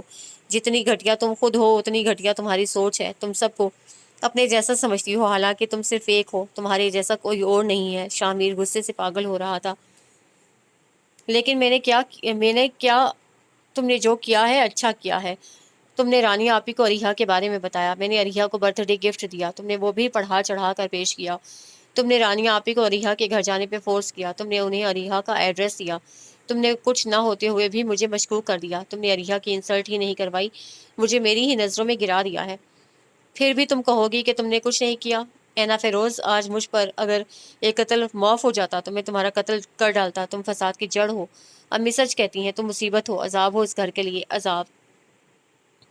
وہ غصے سے لفظ چبا چبا کر کہتا، اسے نفرت سے دیکھ رہا تھا، اور اینا تھپڑ سے سن ہوتے رخسار پہ ہاتھ رکھ کے ساکت کھڑی شامیر کو دیکھ رہی تھی۔ اس کے کانوں میں شامیر کے نوکیلے الفاظ گونج رہے تھے۔ وہ اس شخص سے محبت کرنے نکلی تھی، لیکن خود بکھر کر رہ گئی تھی۔ اس کی ذرا سی نادانی اور بچپنے نے اسے عرش سے فرش پر لا پٹکا تھا، اور وہ ریزہ ریزہ ہوئی ذات کو سمیٹتی رہ گئی تھی۔ پہلے اسے صرف یہ احساس ہوتا تھا کہ سب اس پہ غصہ کرتے ہیں، ڈانٹتے پھٹکارتے رہتے ہیں، مگر اب اسے یقین ہو چکا تھا کہ انیسہ بیگم اور شامیر وغیرہ صرف غصہ ہی نہیں کرتے، اس سے نفرت بھی کرتے ہیں۔ اسے اپنی ذات بوجھ لگنے لگی، وہ سب کی نظروں سے ہی نہیں اپنی نظروں سے بھی چھپنے لگی۔ اسے صرف شامیر نے شکل نہ دکھانے کا کہا تھا، لیکن وہ سب سے اپنی شکل چھپانے لگی۔ بے شک اینا کو اپنی غلطی کا احساس ہو گیا تھا، لیکن پھر بھی اس پہ یہ احساس حاوی تھا کہ شامیر نے جو کچھ اسے کہا ہے وہ ان کے لیے مر جانے کی حد تک ہے۔ وہ ہنسی کھیلتی ہوشباش رہنے والی اینا چپ ہو کر رہ گئی تھی، اور اس کی اس چپ کا غم بی جان کو کھائے جا رہا تھا۔ البتہ گھر میں اور کسی کو کوئی فکر نہ تھی، بلکہ سب سکون میں ہو گئے تھے۔ شامیر ہائر اسٹڈی کے لیے ملک سے باہر جانا چاہتا تھا، جس کے لیے آج کل اس کی کوششیں جاری تھیں۔ وہ اپنے یورپ جانے کا انتظام کر رہا تھا اور اسی بھاگ دوڑ میں لگا ہوا تھا۔ آج کل اسٹڈی ویزا کی سہولت ملی ہوئی تھی اور وہ اس سہولت سے فائدہ اٹھانا چاہتا تھا۔ شاید قسمت اس کا ساتھ دے رہی تھی، جب ہی اس کے سارے انتظامات ہوتے چلے گئے تھے۔ اسے 1 ماہ بعد امریکہ جانا تھا، اور گھر والے سبھی اس کے لیے اداس ہو رہے تھے۔ بھائی آپ واپس کب آئیں گے؟ سارا نے کافی اداسی سے پوچھا تھا۔ 4 سال بعد انشاءاللہ، میں آپ لوگوں کے ساتھ ہوں گا۔ شامیر نے مسکرا کر چھوٹی بہن کا ہاتھ تھپکا تھا۔ 4 سال تو بہت زیادہ ہوتے ہیں بھائی، زندگی بہت بدل جاتی ہے، سارا نے کھوئے ہوئے لہجے میں کہا تھا۔ اللہ سے بہتری کی دعا کرنی چاہیے گڑیا۔ اس نے بہن کو بازو کے گھیرے میں لے کر قریب کر لیا تھا۔ بھائی ہمارے لیے بھابھی بھی لے آنا، نویرا نے چائے کا کپ تھماتے ہوئے چھیڑا تھا۔ اللہ خیر کرے، میرا بیٹا بھلا کیوں لانے لگا گوری میم؟ تمہارے چچا نے جو روگ پال رکھا ہے کیا وہ کافی نہیں ہے؟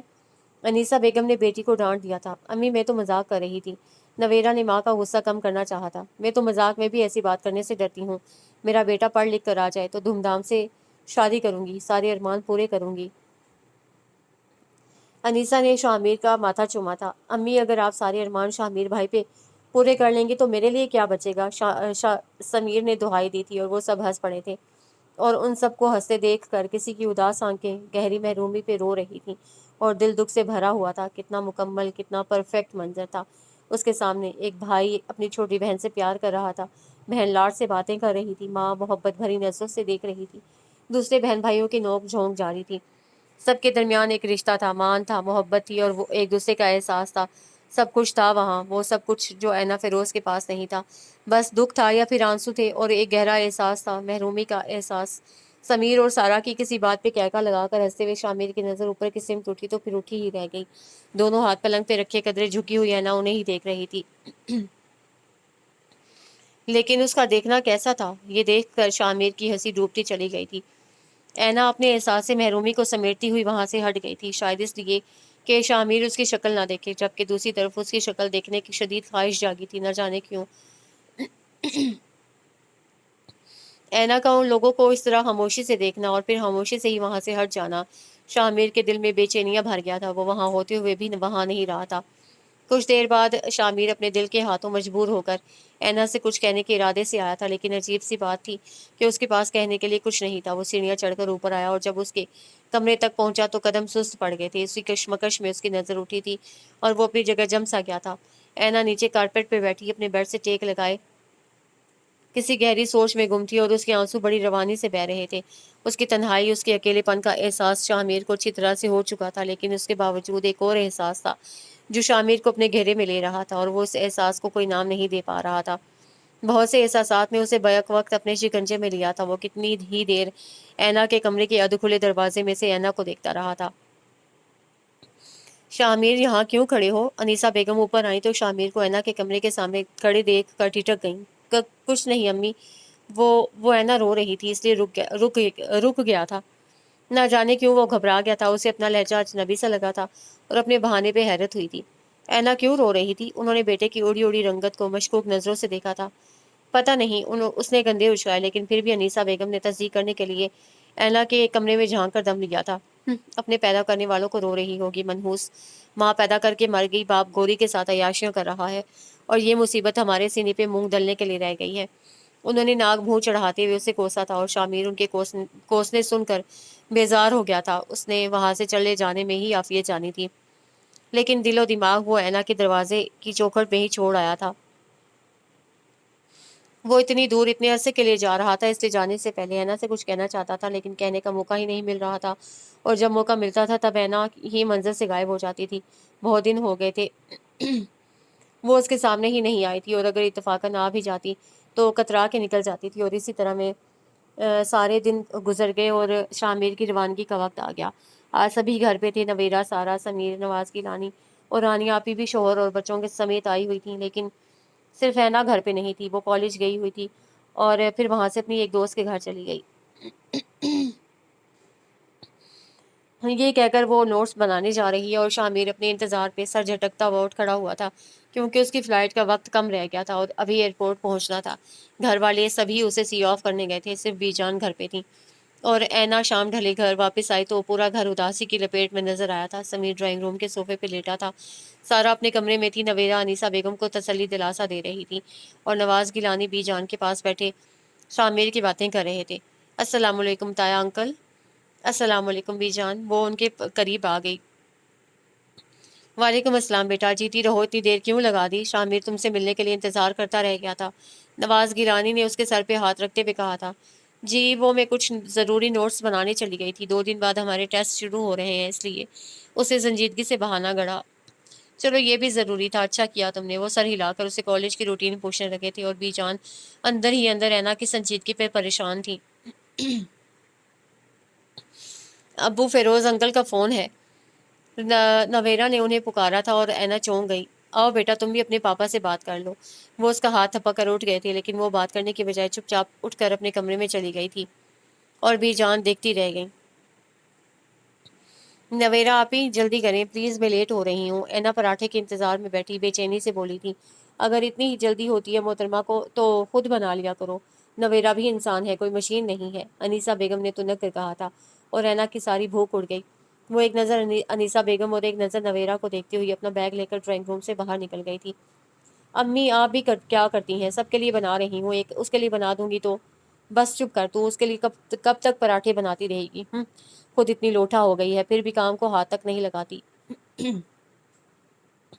انیسہ بیگم نے بیٹی کو ڈانٹ دیا تھا، اور پھر اگلی صبح اینا خود کچن میں پراٹھا بنانے آ کھڑی ہوئی تھی، اور چند لمحوں بعد ہی اس کی چیخوں سے پورا گھر گونج اٹھا تھا۔ تبتا ہوا گھی اس کے ہاتھ اور بازو کو جھلسا کے رکھ گیا تھا۔ امی! اس کے منہ سے بے اختیار ماں کے لیے پکار ابھری تھی۔ بی جان نے اس کو دیکھ کر سینہ پیٹ لیا تھا۔ انیسہ بیگم بوکھلا گئی تھی، اور نویرا شرمندہ سی کڑی تھی۔ اینا تکلیف سے تڑپ رہی تھی۔ سمیر نے بھاگ کر اس کے لیے برنال ڈھونڈی اور اس کی بازو پہ لگائی۔ تمہیں کس سے کہا تھا پراٹھا بنانے کو؟ بی جان نے غصے سے پوچھا، اور ان کے سوال پہ اینا کی تکلیف اور جلن کی شدت مزید بڑھ گئی تھی، اور ساتھ ہی آنسو چھلک پڑے تھے۔ میں تم سے کیا پوچھ رہی ہوں اینا، تم پراٹھا بنانے کیوں آئی تھی؟ بی جان نے پھر پوچھا۔ ان کے تیور بگڑے ہوئے تھے، اور انیسہ بیگم نظریں چرا رہی تھی۔ مجھے جلدی کالج جانا تھا، اس لیے خود بنانے لگی۔ اینا نے انیسہ بیگم کو کوئی دوش نہیں دیا تھا، کیونکہ اینا کو احساس ہو چکا تھا کہ وہ خواہ سب پر بوجھ بنی ہوئی ہے۔ جس لڑکی کے اپنے ماں باپ ہی نہیں ہے، وہ دوسروں پہ روب کیوں جماتی ہے؟ اس کا اپنا کون ہے بھلا؟ یہی سوچ کر اسے سب سے شکوے شکایات اور ضدیں کرنا چھوڑ دی تھی۔ تم نویرا سے کہہ دیتی، وہ صبح سے اٹھی ہوئی ہے، بی جان نے ہفگی سے کہا تھا، لیکن اینا پھٹ پڑی۔ نویرا میری یا میرے باپ کی ملازم نہیں ہے جو میرا ہر کام وہی کرتی رہے گی۔ 16 سال ہو گئے ہیں میرا بوجھ اٹھاتے ہوئے سب کو، اور اب کتنا اٹھائیں؟ زندہ ہوں میں، مر نہیں گئی ہوں، صرف ہاتھ چلا ہے، کٹا نہیں ہے، اب بڑی ہو چکی ہوں، اپنے کام کر سکتی ہوں، آپ فکر نہ کریں، بڑی مضبوط ہڈی ہے میری، آسانی سے مرنے والی بھی نہیں ہوں، مرنا ہوتا تو جب ماں مری تھی میں بھی مر جاتی، وہ تلخ لہجے میں کہتی ہوئی وہاں سے چلی گئی۔ آج اس کی وین نہیں آئی تھی، اس لیے وہ گھر سے پیدل ہی نکل آئی تھی، اور ابھی وہ چند قدم دور ہی پہنچی تھی کہ سمیر کی بائک اس کے قریب آ رکی۔ بیٹھو، میں تمہیں ڈراپ کر دیتا ہوں۔ نہیں میں چلی جاؤں گی۔ اینا بیٹھو یار، دیر ہو رہی ہے، سمیر نے خفگی سے کہا تھا، کیونکہ کافی دن ہو گئے تھے اینا نے کسی پہ بھی اپنا حق جتانا چھوڑ دیا تھا۔ میں کہہ رہی ہوں نا کہ میں چلی جاؤں گی، اور اچھا ہے ٹانگوں کی تھوڑی ورزش بھی ہو جائے گی۔ اس نے ہلکے پھلکے انداز میں سمیر کو ٹالنا چاہا تھا۔ اینا میں آخری بار کہہ رہا ہوں بیٹھو، ورنہ پیچھے ورنہ زندگی بھر تم سے بات نہیں کروں گا۔ سمیر کی دھمکی میں کچھ اثر تھا، جب بھی مجبوراً وہ چپ چاپ بیٹھ گئی تھی۔ اینا کافی بدل گئی ہو تم، حالانکہ میں سمجھتا تھا کہ پوری دنیا بدل سکتی ہے لیکن تم نہیں بدل سکتی، سمیر نے افسوس سے کہا تھا۔ میں بھی انسان ہوں سمیر بھائی، میں بھی بدل سکتی ہوں، اسے ہنس کر کہا تھا، لیکن تم نہیں جانتی ہے نا، کچھ لوگوں کے بدلنے پہ افسوس ہوتا ہے، وہ جیسے ہوتے ہیں ویسے ہی اچھے لگتے ہیں۔ تم ہمارے گھر کی رونق ہو، ہنسی کھیلتی رہا کرو، سمیر نے پیار سے سمجھایا۔ ہاں میں گھر کی رونق ہی تو ہوں، اور کچھ بھی نہیں، اس نے آہستگی سے کہا تھا، لیکن سمیر اس کی بات نہ سن سکا تھا، کیونکہ سامنے فٹ پاتھ سے ایک بوڑھا آدمی اچانک روڈ پہ اتر آیا تھا۔ اس کو بچاتے بچاتے سمیر نے یکدم بائک کو سائڈ کی سمت موڑا تھا، اور پیچھے سے آتی تیز رفتار گاڑی اس کی بائک کو ایک جھٹکے سے اڑاتے ہوئے آگے بڑھ گئی تھی۔ اینا کی زوردار چیخ بلند ہوئی تھی، اور پھر ان چیخوں میں اور درد کی شدت میں اضافہ ہوتا چلا گیا تھا۔ پیچھے بہت سی گاڑیوں کے ٹائر چرچرائے تھے۔ اس ایکسیڈنٹ کی خبر سے گیلانی ہاؤس کے در و دیوار ہل کر رہ گئے تھے، لیکن درد کا پہاڑ کس پہ ٹوٹا تھا یہ بھی کسی کو بھی پتہ نہیں تھا۔ نواز گیلانی بمشکل اسپتال پہنچے تھے، ان کے پیچھے انیسہ بیگم بھی جان، نویرا، سارا اور رانی آپی بھی پہنچ گئی تھی، لیکن اسپتال کی راہداری میں ساکت بیٹھے سمیر کو دیکھ کر وہ سب ٹھٹک گئے تھے۔ سمیر، نواز گیلانی کی آواز پہ خون میں لت پت سمیر تڑپ کر سیدھا ہوا تھا۔ بابا، وہ اینا! سمیر دہشت زدہ سا باپ سے لپٹ کر رو پڑا تھا۔ اینا؟ کیا ہوا اینا کو؟ نواز گیلانی چونک گئے تھے۔ بابا، اینا میرے ساتھ، وہ ایکسیڈنٹ، وہ بہت زخمی ہوئی ہے بابا، اسے بہت بہت چوٹیں آئی ہیں۔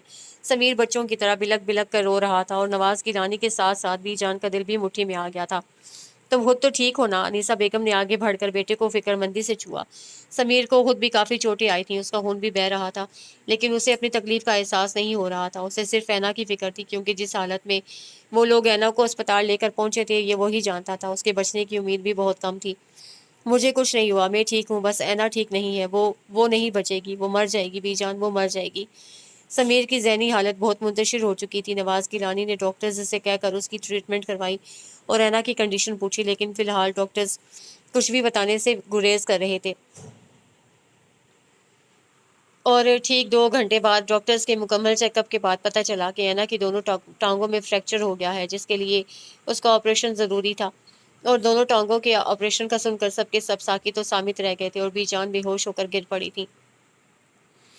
اسپتال سے 1 ماہ بعد ڈسچارج ہو کر وہ گھر آئی تھی، لیکن ویل چیئر پہ۔ اس کی ٹانگوں کا آپریشن کامیاب ہوا تھا، لیکن پھر بھی اتنی آسانی سے اور اتنی جلدی وہ چل نہیں سکتی تھی۔ اس کے لیے گھر پہ اس کا ٹریٹمنٹ ضروری تھا، اور ڈاکٹرز نے بے حد اصرار سے انہیں تاکید کی تھی کہ اس کی روزانہ ایکسرسائز اور مساج بہت ضروری ہے، ساتھ ساتھ اس کا چیک اپ، اس کی میڈیسن اور اس کی خوراک پہ پوری توجہ کی ضرورت تھی۔ وہ چلتے پھرتے ہنستے کھیلتے اپاہج ہو گئی تھی۔ وہ جو بہت پہلے تھوڑا بہت بول بھی لیتی تھی، بات کر لیتی تھی، اس حادثے کے بعد بالکل چپ ہو کر رہ گئی تھی۔ شروع میں نویرا اس کا کافی خیال رکھتی رہی تھی، لیکن پھر نویرا کے ایگزام شروع ہوئے تو اینا پہ توجہ کم ہو گئی تھی۔ سارا پتہ نہیں کن کاموں میں مصروف رہتی تھی۔ وہ کبھی کبھار ہی اینا کے کمرے میں آتی تھی۔ سمیر روزانہ آتا تھا، لیکن وہ لڑکا تھا، نہ تو وہ اینا کو ایکسرسائز کروا سکتا تھا، نہ ہی اس کی مساج کر سکتا تھا۔ البتہ وہ اس کی میڈیسن اور کھانے پینے کا کافی دھیان رکھتا تھا۔ اس حادثے کے 2 ماہ بعد فیروز گیلانی کا فون آیا تھا، اور وہ اینا کے لیے بہت پریشان ہو رہے تھے۔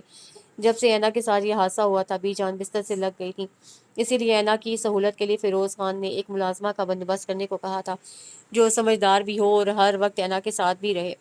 فیروز گیلانی کا آئیڈیا نواز گیلانی کو بہت اچھا لگا تھا اور پسند آیا تھا۔ وہ ان کا فون سن کر اینا کے پاس ہی آئے تھے، لیکن اینا نے فیروز گیلانی کا نام سنتے ہی انہیں روک دیا تھا۔ پلیز انکل، مجھ سے کسی کی بھی بات مت کیا کریں، مجھے کسی کا بھی ذکر نہیں سننا۔ لیکن بیٹا تم جانتی تو ہو وہ… ہاں میں جانتی ہوں کہ اگر میں مر بھی جاتی تو وہ میرا جنازہ پڑھنے نہ آتے، صرف اس ڈر سے کہ ان کی بیوی ان پہ کیس کر دے گی، اینا چٹک کر بولی تھی۔ بیٹا وہ بھی تو مجبور ہے، اگر وہ بیوی کی اجازت کے بغیر یہاں آ جاتا ہے تو تم جانتی ہو اسے 24 گھنٹے کے اندر اندر پولیس اپنی کسٹڈی میں لے گی، اور ہم کچھ بھی نہ کر سکیں گے۔ پھر وہ جیل میں جائے گا ہی، الٹا ہم بھی پریشان ہوتے رہیں گے۔ انہوں نے اسے سمجھایا تھا۔ ٹھیک ہے تایا ابو، جو جیسا ہے ٹھیک ہے، میں کسی سے کوئی مطالبہ نہیں کر رہی، بس میں یہ چاہتی ہوں کہ میرے سامنے میرے کسی بھی نام نہاد رشتے کا کوئی ذکر نہ ہو۔ اگر ماں کے نہ ہونے سے کوئی فرق نہیں پڑتا تو باپ کے نہ ہونے سے بھی میں کچھ نہیں ہوگا. پہلے سب کے درمیان گھس کر بیٹھتی تھی، پھر بھی تنہا رہتی تھی. اب کمرے میں اکیلی بیٹھی رہتی ہوں، اب بھی تنہا ہی رہتی ہوں. کچھ خاص فرق تو نہیں پڑا. زندگی چل رہی ہے، زندہ سلامت ہوں. بس یہی فرق آیا ہے نا کہ میں چل نہیں سکتی، معذور ہو گئی ہوں، ٹانگیں اپاہج ہو گئی ہیں، میں رک گئی ہوں. باقی سب کچھ چل رہا ہے، زندگی چل رہی ہے، وقت چل رہا ہے، اور سانسیں بھی چل رہی ہیں. وہ بہت بے تاثر سے سپاٹ لہجے میں نہ جانے کیا کہہ رہی تھی، اور نواز گیلانی بھیگی آنکھوں سے واپس پلٹ گئے تھے. بی جان نے 2 سال اینا کا دکھ دل پہ سہا تھا، اور 2 سال بعد وہ اس دکھ کا بوجھ دل میں لیے خالق حقیقی سے جا ملی تھی. ان کی موت کا دکھ کسی اور کو شاید ہوا تھا یا نہیں اینا کو توڑ کے رکھ گیا تھا. اس گھر میں صرف بی جان ہی تو تھی جنہوں نے اسے ماں اور باپ دونوں کی محبت دی تھی، دونوں طرح کا پیار دیا تھا، ہمیشہ اس کے لیے ڈھال بنی تھی. اینا قسمت کا یہ وار بھی بڑی بہادری سے سہ گئی تھی. شامیر کے ان دنوں ایگزامس ہو رہے تھے، اس لیے وہ چاہنے کے باوجود نہیں آ سکا تھا، اور فیروز گیلانی نے پہلی بار ایک انتہائی قدم اٹھا لیا تھا. وہ ایلس کو طلاق دے کر اچانک پاکستان روانہ ہو گئے تھے. ایلس یقیناً برطانیہ ایمبیسی کے ذریعے ان پہ کیس کر دیتی، لیکن اس بار شاید قسمت کے فیصلے کچھ اور تھے. اچانک ایلس کی بہن اور بھائی کا ایکسیڈنٹ ہوا تھا، اور وہ دونوں اپنی زندگی سے ہاتھ دھو بیٹھے تھے، اور ایلس غمزدہ سی فیروز گیلانی کی بے وفائی بھی فراموش کر گئی تھی. شاید اسے فیروز گیلانی کے دکھ بھی یاد آ گئے تھے. اس پہ بھی ادراک ہو چکا تھا کہ اپنوں کو چوٹ پہنچے تو کیسی تکلیف ہوتی ہے، اور اس تکلیف کے باوجود کسی کو قید کر کے رکھنا، اپنی پابندی جمائے رکھنا بھی کسی ظلم سے کم نہیں تھا. گڈ مارننگ اینا جی. سمیر دروازہ نوک کر کے اندر چلا آیا تھا. وہ جو بیڈ سے ٹیک لگائے بیٹھی کب سے کھلی کھڑکی سے نظر آنے والے آسمان کو دیکھے جا رہی تھی. سمیر کی آواز پہ چونک کر نظروں کا زاویہ بدلا تھا. کیا دیکھ رہی ہو؟ سمیر نے کھڑکی کی سمت دیکھا تھا. دیکھ رہی ہوں کہ آسمان بھی معذور ہی ہے نا، یہ بھی تو کہیں آنے جانے کے قابل نہیں ہے. اس کی بات پہ سمیر ذرا دیر کے لیے چپ کر گیا تھا. چپ کیوں ہو گئے ہو؟ اینا، جب بھی سوچتا ہوں کہ تمہارا مجرم میں ہوں تو سچ پوچھو دل سے یہی آ نکلتی ہے کہ کاش میں معذور ہو جاتا لیکن تمہیں کچھ نہ ہوتا. اس روز میں نے ہی تمہیں زبردستی اپنی بائک پر بٹھایا، حالانکہ تم انکار کر رہی تھی. کاش اس روز تمہیں پیدل ہی جانے دیتا. سمیر کی ندامت پھر سے تازہ ہو گئی تھی. وہ مجرم بنا کھڑا تھا. چھوڑو اس بات کو، تم یہ بتاؤ آج تم میرے کمرے کا راستہ کیسے بھولے ہو؟ اینا نے گزری بات کو چھوڑ کر آج پہ زور دیا تھا، اور سمیر کو مزید شرمندگی ہوئی تھی. یار پڑھائی میں بہت بزی رہتا ہوں، اور جب فارغ ہوتا ہوں تب بابا کسی نہ کسی کام سے باہر بھیج دیتے ہیں. شام کو جم جانا ہوتا ہے، اور رات کو تھوڑی دیر کے لیے جب فارغ ہوتا ہوں تب تم سو چکی ہوتی ہو. سمیر نے وضاحت پیش کی تھی. بے بس لوگ کبھی سو نہیں پاتے سمیر. ساری رات وہ اپنی بے بسی اور لاچاری سوچتے سوچتے صبح کر دیتے ہیں. وہ تلخی سے ہنسی تھی، اور سمیر ایک بار پھر کچھ نہ کہہ سکا تھا. اینا اپنی مایوسی اور بے بسی پہ سر جھٹکتی ہوئی اپنے آپ کو سرزنش کرنے لگی تھی. تم نے بتایا نہیں سمیر کس لیے آئے تھے صبح صبح؟ لگتا ہے میں نے تمہیں پریشان کر دیا ہے. ڈونٹ وری ڈیئر، مجھ جیسے لوگوں کی باتوں کا برا نہیں ماننا چاہیے. اس نے ہلکے پھلکے لہجے میں کہا تھا. میں تمہیں ایک گڈ نیوز دینے آیا تھا. Good news? آج شامیر بھائی آ رہے ہیں، سمیر نے خوشی خوشی اطلاع دی تھی. لیکن اینا کی سوچ ایک پل میں ڈوب کر ابھری تھی. 4 سال گزر گئے؟ یعنی وہ 4 سال سے سال میں بیٹھی تھی. اینا تمہیں خوشی نہیں ہوئی؟ سمیر نے بے تکا سا سوال کیا تھا. ہاں اچھی نیوز ہے، مبارک ہو، اسے کہہ کر چہرہ جھکا لیا. کیا ہوا؟ کچھ نہیں، میں تھک گئی ہوں، تھوڑی دیر ریلیکس کرنا چاہتی ہوں. اوکے میں چلتا ہوں، پھر ملتے ہیں. وہ اینا کا ہاتھ تھپک کر باہر نکل گیا تھا، اور اینا کتنے ہی لمحے ساکت سے بیٹھی رہ گئی تھی. اتنا وقت گزر گیا تھا، اتنا سب کچھ ہو گیا تھا، اور وہ آج بھی وہیں کی وہیں تھی. اس نے بھرائی ہوئی آنکھوں سے ویل چیئر کو دیکھا تھا، اور پورے جسم پہ لرزہ طاری ہو گیا تھا. اس کی سسکیاں چیخوں میں بدل گئیں، اور وہ اپنی چیخوں کا گلا گھونٹتی ہوئی گھٹ گھٹ کے رونے لگی تھی. اپنی محتاجی کا احساس آج بھی حاوی ہو گیا تھا. اینا کہاں ہے؟ شامیر کو گھر آئے ہوئے پورا دن گزر گیا تھا، لیکن پھر بھی اینا کہیں نظر نہیں آئی تھی. تبھی اسے بلاخر خود ہی پوچھ لیا تھا. اپنے کمرے میں، سارا نے لاپرواہی سے کہا تھا. سارا کا مزاج اپنی ماں جیسا ہی تھا. وہ بھی اینا کو کچھ خاص پسند نہیں کرتی تھی. کیا اسے میرے آنے کا پتہ ہے؟ شاید ہاں. سارا نے کندھے اچکائے تھے. پھر وہ باہر کیوں نہیں آئی؟ شامیر کے سوال پہ سارا نے چونک کر اس کی سمت دیکھا تھا، کیونکہ شامیر کا سوال کافی حیران کن تھا. آپ کو نہیں پتا؟ سارا کو حیرت ہو رہی تھی. کس چیز کا؟ یہی کہ اینا باہر کیوں نہیں آئی. شاید اس لیے کہ وہ 4 سال گزر جانے کے بعد بھی مجھ سے خفا ہے. شامیر کو جس چیز کا گمان تھا اس نے وہی کہا تھا. لیکن میرے خیال میں آپ کو کچھ بھی پتہ نہیں ہے. اگر آپ اینا سے ملنا چاہتے ہیں تو اس کے آنے کا انتظار مت کریں، اس کے کمرے میں جا کر خود مل لیں. سارا نے عجیب مبہم سے انداز میں کہا تھا، اور شامیر نے الجھ کر ڈرائنگ روم میں داخل ہوتی انیسا بیگم کو دیکھا. امی، اینا کمرے میں کیوں ہے؟ یہ سارا کیا کہہ رہی ہے؟ شامیر کے سوال پہ انیسا بیگم کا رنگ بدلا تھا. अरे बेटा, ये मिलना मिलाना तो होता रहेगा, तुम सफ़र से थके हुए आए हो, कमरे में जाकर आराम करो, नींद पूरी होगी तो फ्रेश हो जाओगे। अनीसा बेगम के टालने वाले अंदाज में शामिर ठिठक गया था। उसे कुछ गलत होने का एहसास हुआ था। मैं फ्रेश ही हूँ, एक बार ऐना से मिल लूँ, वो कहते हुए खड़ा हो गया। अनीसा बेगम को पतंगे लग गई। इसी दिन का तो डर था मुझे, पर मुझे पता था ये लड़का मेरे इख्तियार में नहीं है, इसे हमदर्दी का बुखार चढ़ जाएगा। वो ड्राइंग रूम के बीचों बीच खड़ी बुड़बुड़ा रही थी। क्या हुआ भाभी, खैरियत तो है ना? फिरोज गिलानी मस्जिद से ईशा की नमाज पढ़ कर आए थे, उन्हें देख कर रुक गए थे। कुछ नहीं हुआ, वो कहकर चली गई। ऐना व्हील चेयर पर बैठी खुली खिड़की से बाहर की रोशनियां देख रही थी। जब उसके पीछे खटके की आवाज़ उभरी, उसे चौंक कर पीछे देखा। उसे इस वक्त फिरोज गिलानी की आमद की तवक्को थी। वो नमाज पढ़कर उसके पास ही आते थे, लेकिन आज उनकी जगह शामिर को देख कर वो थम सी गई थी। एक जबकि शामिर को यूं लगा जैसे उसका दिमाग एक धमाके से उड़ गया हो। उसकी आंखों के सामने अंधेरा छा गया था। ऐना शामिर के चेहरे पर जलजले के से आसार देख कर चौंक गई थी। काफ़ी अबतर उसकी हालत काफ़ी अबतर हालत थी। कितने ही लम्हे ऐना को दरवाजे के बीचों बीच खड़ा देखता रहा था, और फिर चंद सेकंड्स बाद उसी खामोशी से वापस पलट गया था। उसकी खामोशी हासी खौफनाक थी। अम्मी, सारा, समीर। उसे ड्राइंग रूम में आते ही काफ़ी बुलंद आवाज़ से सबको पुकारा था। क्या बात है बेटा? नवाज गिलानी और अनीसा बेगम आके पीछे ड्राइंग रूम में दाखिल हुए थे। नवाज गिलानी को बेटे की इतनी बुलंद आवाज़ पे हैरत हुई थी। ऐना कब से चलने फिरने के काबिल नहीं है, उसने अनीसा बेगम की आंखों में देख कर पूछा। क्यों, क्या तुम्हें नहीं पता? वो अनजान बनते हुए बोली। मुझे सिर्फ इतना बताया गया था कि ऐना और समीर का एक्सीडेंट हुआ है, समीर बच गया है, जबकि ऐना की टांगों में फ्रैक्चर हो गया है और उसकी टांगों का ऑपरेशन हुआ है। ऑपरेशन कामयाब हुआ है, जिसके बाद ऐना आप बिल्कुल ठीक है। उसे चबा चबा कर कहते हुए माँ को बगौर देखा था। तो इस वक्त वो ठीक ही थी ना? अनीसा बेगम तेजी से बोली। उस वक्त ठीक थी तो क्या अब फिर उसका एक्सीडेंट हो गया है जो वो दोबारा से माजूर होकर व्हील चेयर पर बैठी हुई है? शामिर मजीद गुस्से में आ गया था। डॉक्टर्स ने तो यही कहा था कि वो अब ठीक हो चुकी है, और मैंने भी तुम्हें यही बताया था। अब उस लड़की ने खुद ही चलने फिरने की एक्सरसाइज करने की कोशिश नहीं की तो हम भला क्या कर सकते थे? उन्होंने नागवारी से कहा। अम्मी, एक माजूर अपाहज मोहताज इंसान खुद कुछ भी नहीं कर सकता, दूसरे उसका सहारा बनते हैं, तब वो कुछ करने के काबिल होता है। आप लोगों की लापरवाही और बेहिसी देख कर यही एहसास होता है कि उसकी मोहताजी के जिम्मेदार आप लोग हैं। बहुत हौसला, बहुत जिगरा है आप लोगों का। एक हंसी खेलती लड़की को घर के एक कमरे में बिठाकर बहुत ठाठ से जिंदगी जी रहे हैं। वो समीर और सारा वगैरह को तमस्कुराना नजरों से देखता हुआ आगे बढ़ गया। शामिर, रुको, बात सुनो। अनीसा बेगम लपक कर पास आई। अम्मी, बहुत गलत किया है आपने मुझे अंधेरे में रख के, और मैं जानता हूँ आपने ऐसा क्यों किया है। मेरे पाकिस्तान से जाने से चंद दिन पहले ही आपको पता चल गया था कि मैं ऐना को पसंद करने लगा हूँ।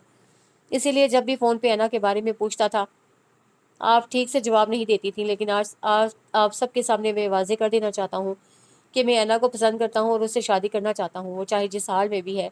मेरी शादी उसी से होगी, और अगर मेरे इस फैसले पे आप लोगों में से किसी को भी एतराज़ है, बेशक वो मेरी शादी में शरीक ना हो, मुझे कोई परवाह नहीं होगी। अपनी बात कहकर वो बाहर निकल गया, जबकि वहाँ मौजूद तमाम अफराद को साम सूंघ गया था। ऐना, आई एम सॉरी, सबके साथ साथ मैं भी तुम्हारा मुजरिम हूँ। शामिर सुबह सुबह उसके कमरे में आया था और उसके सामने मुजरिमों की तरह बैठ गया था। मेरा मुजरिम कोई भी नहीं है, मुजरिम तो मैं खुद हूँ, और सज़ा भुगत रही हूँ, बस यही बहुत है। वो आहिस्तगी से बोली थी। ऐना, मुझे नहीं पता था कि तुम्हारे साथ इतना बड़ा हादसा हो चुका है, वरना मैं यकीनन तुम्हें कॉल करता, तुमसे बात करता। बहुत शर्मिंदा हूँ तुमसे। शामिर अपनी निदामत, अपनी शर्मिंदगी लफ्ज़ों में बयान नहीं कर पा रहा था।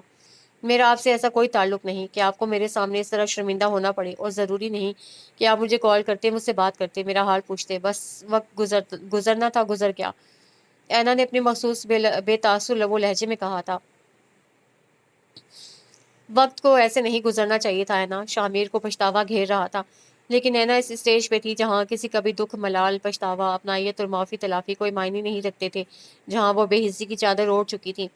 आज से 2 साल पहले अपने चेहरे पे पशेमानी लिए उसके वालिद मोहतरम फ़िरोज़ गिलानी भी इसी तरह उसके पास आए थे और अपनी कोताहियों की माफ़ी मांग रहे थे, जिस पे कुछ भी कहे बगैर ऐना बहुत ही फॉर्मल से अंदाज में पेश आई थी, और उसका ये लिया दिया अंदाज अब हर एक के लिए मखसूस हो चुका था। शामिर को पाकिस्तान आए हुए 1 माह हो चुका था जब उस झील में कंकर पड़ा था और लहरें दूर तक फैली थीं। हरगिज़ नहीं, ऐसा कभी नहीं हो सकता। मैं शामिर नवाज़ का नाम भी नहीं सुनना चाहती, और आप कह रहे हैं कि मैं उससे शादी कर लूँ? वो इतने ज़ोर से चिल्लाई थी कि उसकी आवाज़ कमरे से बाहर तक सुनी गई थी। वो चीख चीख कर कहती पागल होने लगी थी, और फिरोज़ गिलानी चुपचाप सर झुकाए कमरे से बाहर आ गए थे। शामिर इस वक्त घर पे नहीं था। जब घर आया तो पहला सामना अनीसा बेगम से ही हुआ था। मुबारक हो बेटा, आपकी चहेती ने शादी से इनकार कर दिया है। उसके बाप ने पूछा था। उससे कह रही थी कि मैं तो शामिर की शक्ल नहीं देखना चाहती। शादी तो दूर की बात है। कोई बात नहीं, ऐसा हो ही जाता है। उसे इनकार करने का पूरा हक है। हमने उसके साथ क्या अच्छा किया है जो वो मेरे प्रपोजल पे खुश होती फिरे। वो एक बार नहीं 10 बार इनकार करे तब भी कम है। ड्राइंग रूम के सोफे पे बैठते हुए वो अपने बूटों के तस्मे खोलने लगा था और अनीसा बेगम पहले उसकी बात पे हैरान फिर खुश हुई थी। गोया तुम उसका इनकार तस्लीम कर चुके हो। मैंने ये कब कहा अम्मी? मैं तो ये कह रहा हूँ कि वो इनकार करती है तो करे, मैं उसे मनाऊंगा। वो 10 बार इनकार करेगी, मैं 10 बार मनाऊंगा। सरशार से अंदाज में सोफे पे नीम दराज हो गया था और अनीसा बेगम किलस के रह गई। और फिर ये रोज होने लगा था। वो शामिर के प्रपोजल से इस कदर चिढ़ चुकी थी कि कोई नाम भी ले लेता तो वो चीखने चिल्लाने लगती थी। आज भी ऐसा ही हुआ था। वो फिरोज केलानी पे और शामिर इस हंगामे की आवाज़ सुनकर उसके कमरे में ही आ गया था जहाँ फिरोज केलानी मुजरिम बने बैठे थे। तब शामिर ने खुद साफ साफ बात करने का सोचा था और जब गुस्से में आ गया तो अपने कमरे से अपनी डायरियां और गिफ्ट्स उठा लाया था। ये डायरियां उसने इंग्लैंड में लिखना शुरू की थी और इन डायरियों में तहरीर लफ्ज़ों का मरकज़ सिर्फ और सिर्फ ऐना की ज़ात थी। वो ऐना जो शामिर के प्रपोजल को महज एक हमदर्दी और निदामत का नाम दे रही थी। वो इस डायरियों में तहरीर मोहब्बत और चाहत को पढ़कर दम बखुद रह गई थी। वो फटी फटी आंखों से उन गिफ्ट्स को देख रही थी जो शामिर उसके लिए लेकर आया था। कपड़े, जूते, ज्वेलरी, कॉस्मेटिक्स, हर चीज़ का उसने खास ध्यान रखा था। एक एक चीज़ को बहुत एहतियात और बहुत चाहत से पैक किया हुआ था। उसकी मोहब्बत उसके लफ्ज़ों से, उसकी चीज़ों से ही छलकी पड़ रही थी। ऐना गुंग सी हो चुकी थी। मगर मैं फिर भी ये शादी नहीं कर सकती। मैं जिस हाल में हूँ ठीक हूँ, मुझे मेरे हाल पे छोड़ दें। सब कुछ जान लेने के बाद ऐना का लहजा तो बदल गया था लेकिन बयान अब भी नहीं बदला था। वो अब भी शादी से इनकारी थी। मुझे वजह बता सकती हो? शामिर संजीदगी से उसे देख रहा था। प्लीज़ आप चले जाएं यहाँ से, मुझे अकेला छोड़ दें। वो रुख मोड़ते हुए बोली थी। क्यों छोड़ दें अकेला? किस लिए? हर बात पे तुमने एक ही रट लगाई हुई है। आखिर तुम चाहती क्या हो? क्यों भागती हो सबसे? शामिर ने उसे कंधों से थाम लिया था। क्योंकि सब मुझसे भागते रहे हैं, क्योंकि सब ने मुझे नफरत, तन्हाई और अकेलेपन के सिवा कुछ नहीं दिया, क्योंकि आपकी माँ मेरी शक्ल देखना भी नहीं चाहती, इसलिए कि आपकी ये नाम निहात मोहब्बत, अपनाइयत और हमदर्दी मुझे चलने की ताकत ना दे दे। आज इतने सालों बाद आपका ये अपनापन मेरे किसी काम काम का नहीं है। मुझे जब सबकी ज़रूरत थी तब कभी किसी ने मेरे कमरे में झांका तक नहीं था। यहाँ तक कि मेरे बाप को भी मेरी परवाह नहीं थी। आज अगर सबके दिल में मेरे लिए दर्द जागा है तो मेरे किस काम का? आपका ये आज का दर्द मेरे गुजरे हुए दर्द को कम नहीं कर सकता। आपकी ये हमदर्दी मेरी अज़ियत, मेरे दुख नहीं समेट सकती। जिन अज़ियतनाक रातों को मैंने रात अकेले जाग कर गुजारा है वो मैं भूलूं भी तो कैसे? ऐना शामिर के सवाल पे चढ़क गई थी। उसके आंसू रुखसारों को भिगोते चले गए थे। ऐना प्लीज़ मुझे गुजरे वक्त का आईना मत दिखाओ। जो कुछ मेरी बेखबरी और नादानिस्तगी में हो चुका है उसकी सज़ा ना दो। मेरे जज्बात को, मेरे एहसासात को समझने की कोशिश करो। बेशक तुम्हें अपनी मर्जी करने का इख्तियार है, लेकिन प्लीज़ सिर्फ एक बार मेरी मोहब्बत को तो सोच लो। शामिर का लहजा इल्तिजाइया हो गया था। नहीं चाहिए मुझे किसी की मोहब्बत। नफरत करती हूँ मैं आपसे। दूर हो जाए मेरी नज़रों से, चले जाएं यहाँ से। वो कहते कहते चिल्लाने लगी। उसका अंदाज जुनूनी सा हो रहा था। शामिर ने उसे रोकना चाहा तो वो शामिर के गले पड़ गई थी। वो चाहता था कि ऐना एक बार दिल खोल कर अपने अंदर का वो बाहर निकाले, तमाम गिले शिकवे और गुस्सा सब एक साथ बाहर डाले। और शामिर की तवक्को के मुताबिक ऐसा ही हुआ था। वो रोते रोते थक गई तो उसी के कंधे पे सर रख के सिसकने लगी थी और शामिर ने उसका हाथ अपने हाथों में लेकर दबाते हुए उसे अपनी मोहब्बत और अपनी ज़ात का मान बख्शा था। और ऐना अपनी सिसकियों में न जाने क्या क्या कहती चली गई थी। ऐना की शर्त थी कि वो शादी के बाद गिलानी हाउस में नहीं रहेगी और शामिर ने उसकी ये शर्त आंखें बंद करके मान ली थी, क्योंकि वो जानता था कि वो घर के माहौल से निकलना चाहती थी। इसीलिए उसने चंद दिनों में ही अपने लिए एक फ्लैट का बंदोबस्त कर लिया था और आज वो धूमधाम से उसे रुखसत करवा के अपने साथ ले आया था। और पहले कदम पे ही ऐना घबरा गई थी, क्योंकि मसला सेकंड फ्लोर पे जाने का था। ऐना दुल्हन बनी गाड़ी में बैठी थी और शामिर फ्लैट्स की बिल्डिंग को मायनी खेजी से देखता हुआ ऐना की साइड में आया था। क्या ख्याल है दुल्हन साहिबा, सीढ़ियों पे एंजॉय करते हुए जाएं कि लिफ्ट का सहारा लें? ऐना का चेहरा झुका हुआ था। उसके लहजे और बात पे मजीद झुक गया था। लिफ्ट से चलते हैं, ऐना ने आहिस्तगी से कहा था। यही तो मैं सुनना चाहता था जनाब। शामिर शरारत से हंसा और गाड़ी को लॉक करते हुए उसे ऐना को पूरे से काक से बाजुओं में उठा लिया था। बेडरूम का दरवाज़ा खोलते ही ताज़ा गुलाब के फूलों की महक ने चहारसू फैलते हुए उनका भरपूर इस्तकबाल किया था। शामिर ने ऐना को बड़े मान के साथ बेड पे बिठाया था और कमरे को देख कर ऐना की आंखें फैल गई थी। उसे शायद अंदाज़ा नहीं था शामिर कमरे को इतना डेकोरेट करेगा। पूरा कमरा ताज़ा फूलों से सजा हुआ था और उसके अलावा कमरे की दीगर डेकोरेशन और कलर कॉम्बिनेशन बहुत खूबसूरत थे। ऐना ने एक एक चीज़ को बहुत दिलचस्पी से देखा। क्या देख रही हो यार, क्या बेडरूम अच्छा नहीं लगा? शामिर दरवाजे लॉक करके वापस आया तो ऐना को एक ही जाविये से बैठे देख कर पूछ लिया था। नहीं, ऐसी तो कोई बात नहीं। उसने फौरन चेहरा झुका लिया था क्योंकि आंखों के गोशे भीग चुके थे। फिर कैसी बात है? शामिर उसके बराबर बैठते हुए उसका हाथ पकड़ चुका था। मैं इतनी मोहब्बत और अपनायत की आदी नहीं हूँ शामिर। वो रोहानसी हो गई थी। मेरे साथ रहोगी तो आदी भी हो जाओगी। तुम्हें इतना प्यार दूंगा कि तुम मुझसे प्यार करने लगोगी। वो उसके आंसू पोंछते हुए बोला था। Good morning sweet heart. वो गहरी पुरसकून नींद सो रही थी जब शामिर ने उसके कान के करीब काफी गंभीर आवाज में उसे मॉर्निंग विश करते हुए नींद से जगा दिया था और ऐना ने के चेहरे पे बिखरे बाल आहिस्तगी से पीछे हटाकर उसके माथे पे बोसा दिया था। इतनी जल्दी? ऐना ने टाइम देख कर कहा। रानी आपी की कॉल आई थी, वो हमारे लिए नाश्ता लेकर आ रही हैं, इसलिए सोचा तुम्हें जगा दूं। शामिर ने उसको अपने बाजुओं का सहारा देते हुए उठाकर बिठाया था। लेकिन फिर मैं तो लेट हो जाऊंगी, मुझे तैयार होना है। कोई बात नहीं यार, मैं तुम्हें वॉशरूम छोड़ आता हूँ। आप ही के आने तक तुम शावर लेकर फ्रेश हो जाओ। तुम्हारे कपड़े और तौलिया मैं वॉशरूम में रख आया हूँ। उसे व्हील चेयर पे बिठाकर शामिर बाथरूम में ले आया था। साबुन, शैम्पू, तौलिया, बॉडी स्प्रे, सब कुछ वो उसके करीब रख के पानी चेक करके बाहर चला गया था और रना कितने ही लम्हे उसकी पुश्त को देखती रह गई थी।